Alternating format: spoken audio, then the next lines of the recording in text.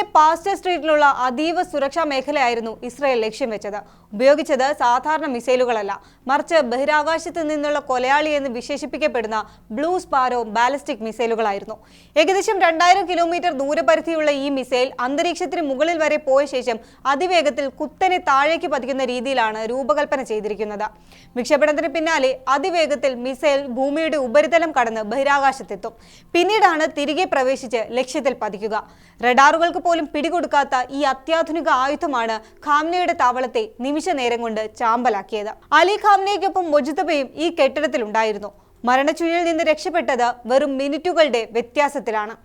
ഖാംനയുടെ ഓഫീസിലെ പ്രോട്ടോകോൾ വിഭാഗം മേധാവി മസാഹർ ഹുസൈനയുടെ ഓഡിയോ സന്ദേശങ്ങളിൽ നിന്നാണ് ഈ വിവരങ്ങൾ പുറത്തു വന്നത്. ഫെബ്രുവരി 28 രാവിലെ 9:30 അലി ഖാംനയും മൊജ്തബയും മറ്റ് ഉന്നത ഉദ്യോഗസ്ഥരും വസതിയിൽ ഒരു കൂടിക്കാഴ്ചയിലായിരുന്നു. ആക്രമണം നടക്കുന്നതിന് തൊട്ടു മുൻപ് ഏതാണ്ട് 9:32 മൊജ്തബ എന്തോ ആവശ്യത്തിനായി കെട്ടിടത്തിന് പുറത്തുള്ള ഗാർഡനിലേക്ക് ഇറങ്ങി. അദ്ദേഹം ഇവിടെ നിൽക്കുമ്പോഴാണ് 3 മിസൈലുകൾ ഖാംനയുടെ കോംപ്ലക്സിൽ പതിച്ചത്. ഒരു മിസൈൽ അലി ഖാംനെ ഉണ്ടായിരുന്ന ഹാളിനെ തകർത്തു. മറ്റൊന്ന് മൊജ്തബ താമസിച്ചിരുന്ന മുകളിലത്തെ നിലയെ ലക്ഷ്യം വെച്ചായിരുന്നു.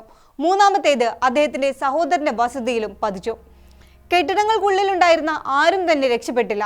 എന്നാൽ പുറത്തിറങ്ങിയ മൊജ്തബയ്ക്ക് കാലിന് നിസാര പരിക്കുകൾ മാത്രമേ ഏറ്റുള്ളൂ എന്നും റിപ്പോർട്ടുകൾ സൂചിപ്പിക്കുന്നുണ്ട്. മൊജ്തബയുടെ ഭാര്യ സഹറ ഹദ്ദാദും മകനും ആ നിമിഷം തന്നെ കൊല്ലപ്പെട്ടിരുന്നു. കുടുംബത്തിലെ ഭൂരിഭാഗം പേരും ദുരന്തത്തിന് ഇരയായി.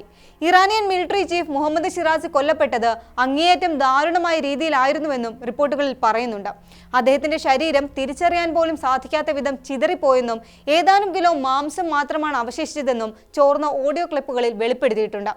ഇറാന്റെ പരമോന്നത നേതൃത്വത്തെ ഒന്നടങ്കം ഇല്ലാതാക്കുക എന്നതായിരുന്നു ഈ ആക്രമണത്തിന്റെ ലക്ഷ്യമെന്ന് വ്യക്തമാണ്.